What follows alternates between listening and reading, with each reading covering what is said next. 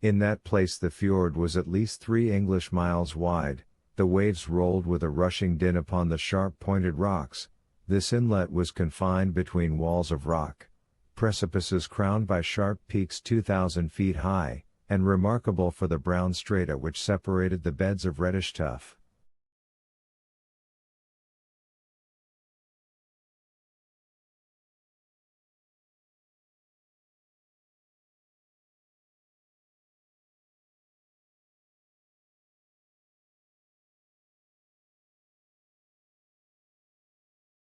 However much I might respect the intelligence of our quadrupeds, I hardly cared to put it to the test by trusting myself to it on horseback across an arm of the sea.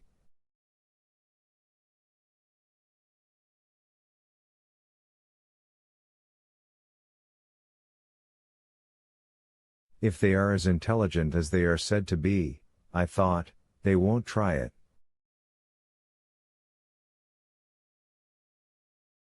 In any case, I will tax my intelligence to direct theirs. But my uncle would not wait. He spurred on to the edge. His steed lowered his head to examine the nearest waves and stopped. My uncle, who had an instinct of his own, too, applied pressure, and was again refused by the animal significantly shaking his head.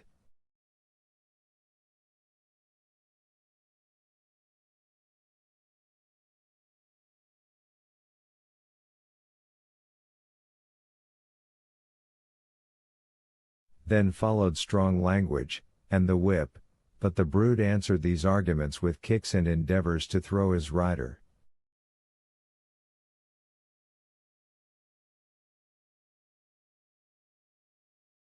At last the clever little pony, with a bend of his knees, started from under the professor's legs, and left him standing upon 2 boulders on the shore just like the Colossus of Rhodes.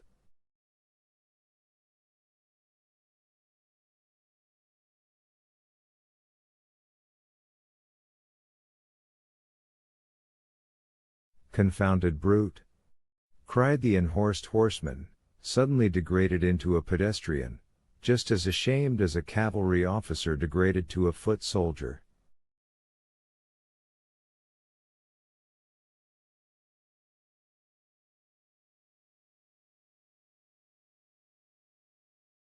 "Farja," said the guide, touching his shoulder. "What? A boat?" "Dare," replied Hans, pointing to one. "Yes," I cried, "there is a boat." "Why did not you say so then?" "Well, let us go on." "Tidevatten," said the guide. "What is he saying?" "He says tide," said my uncle, translating the Danish word. "No doubt we must wait for the tide." "Forbidda," said my uncle. "Ja," replied Hans.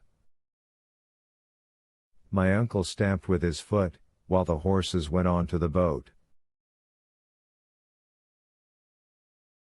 I perfectly understood the necessity of abiding a particular moment of the tide to undertake the crossing of the fjord, when, the sea having reached its greatest height, it should be slack water. Then the ebb and flow have no sensible effect, and the boat does not risk being carried either to the bottom or out to sea.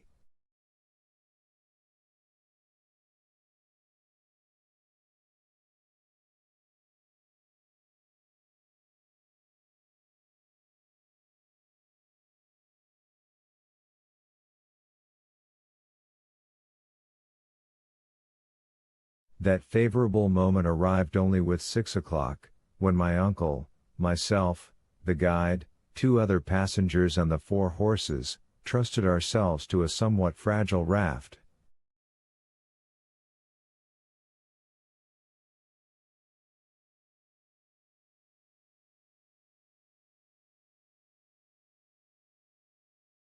Accustomed as I was to the swift and sure steamers on the Elbe, I found the oars of the rowers rather a slow means of propulsion.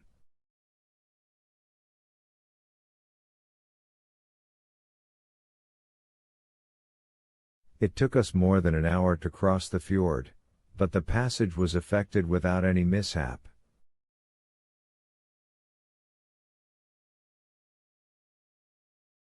In another half-hour we had reached the Ölkirkja of Gardar. Chapter 13. Hospitality under the Arctic Circle. It ought to have been night-time, but under the 65th parallel there was nothing surprising in the nocturnal polar light. In Iceland during the months of June and July the sun does not set.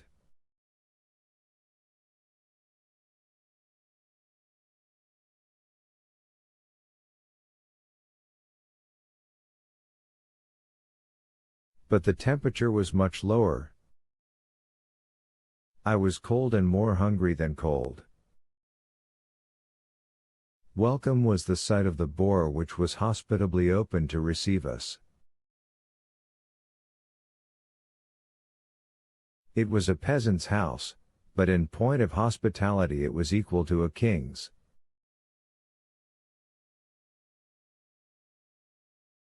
On our arrival the master came with outstretched hands, and without more ceremony he beckoned us to follow him.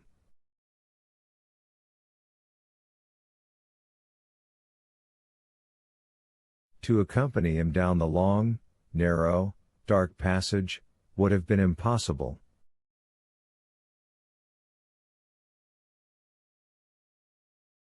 Therefore, we followed, as he bid us. The building was constructed of roughly squared timbers, with rooms on both sides, 4 in number, all opening out into the one passage. These were the kitchen, the weaving shop, the badstofa, or family sleeping room, and the visitor's room, which was the best of all.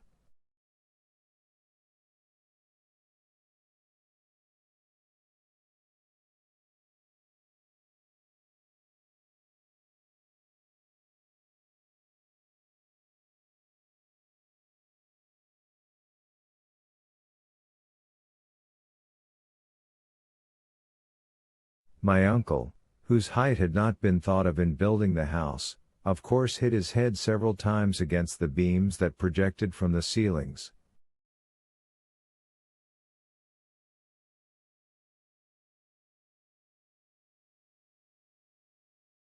We were introduced into our apartment, a large room with a floor of earth stamped hard down, and lighted by a window, the panes of which were formed of sheep's bladder, not admitting too much light.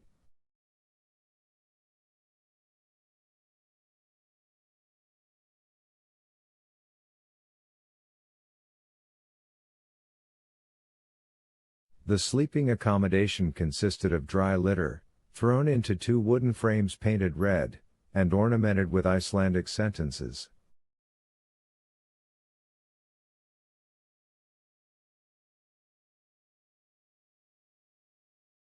I was hardly expecting so much comfort.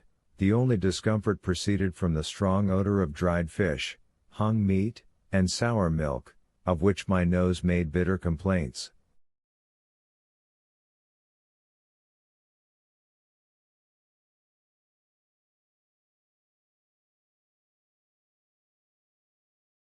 When we had laid aside our traveling wraps, the voice of the host was heard inviting us to the kitchen, the only room where a fire was lighted even in the severest cold.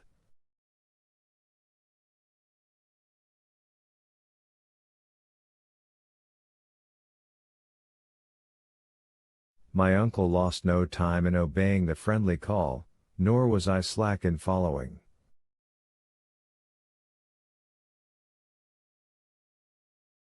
The kitchen chimney was constructed on the ancient pattern. In the middle of the room was a stone for a hearth, over it in the roof a hole to let the smoke escape.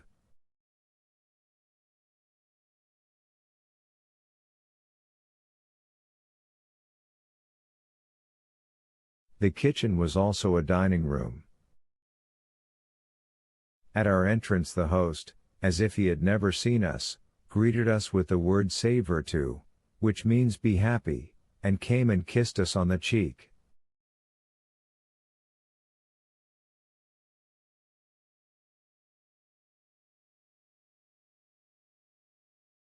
After him his wife pronounced the same words, accompanied with the same ceremonial, then the two placing their hands upon their hearts, inclined profoundly before us.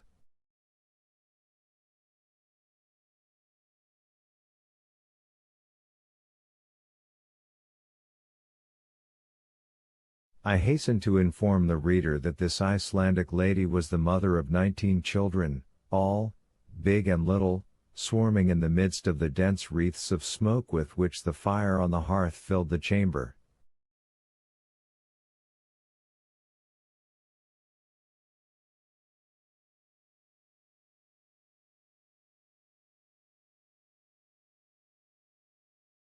Every moment I noticed a fair-haired and rather melancholy face peeping out of the rolling volumes of smoke. They were a perfect cluster of unwashed angels.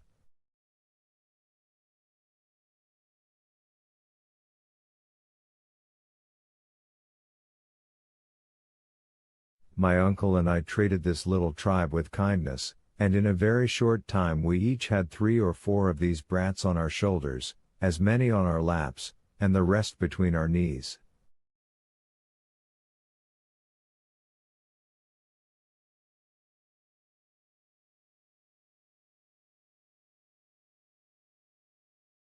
Those who could speak kept repeating "savor to," in every conceivable tone. Those that could not speak made up for that want by shrill cries.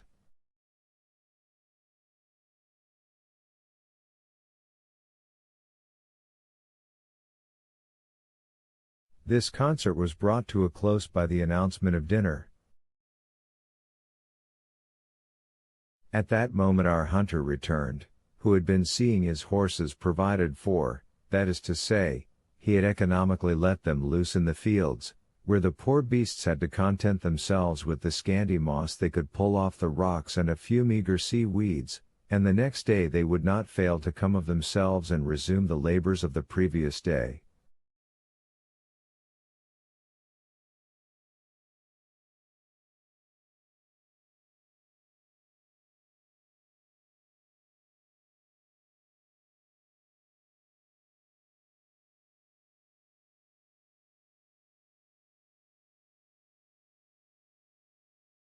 "Savor to," said Hans.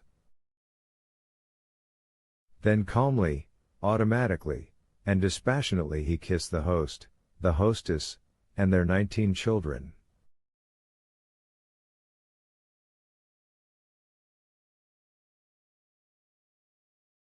This ceremony over, we sat at table, 24 in number, and therefore one upon another.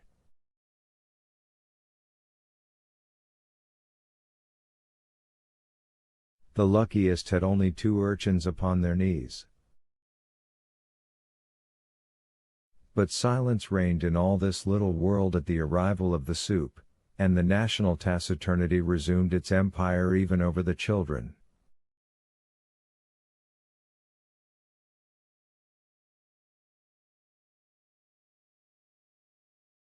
The host served out to us a soup made of lichen and by no means unpleasant, then an immense piece of dried fish floating in butter rancid with 20 years keeping, and, therefore, according to Icelandic gastronomy, much preferable to fresh butter.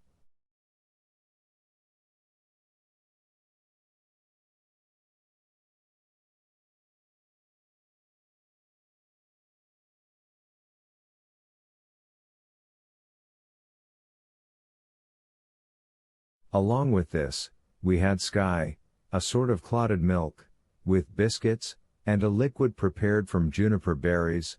For beverage we had a thin milk mixed with water, called in this country blanda.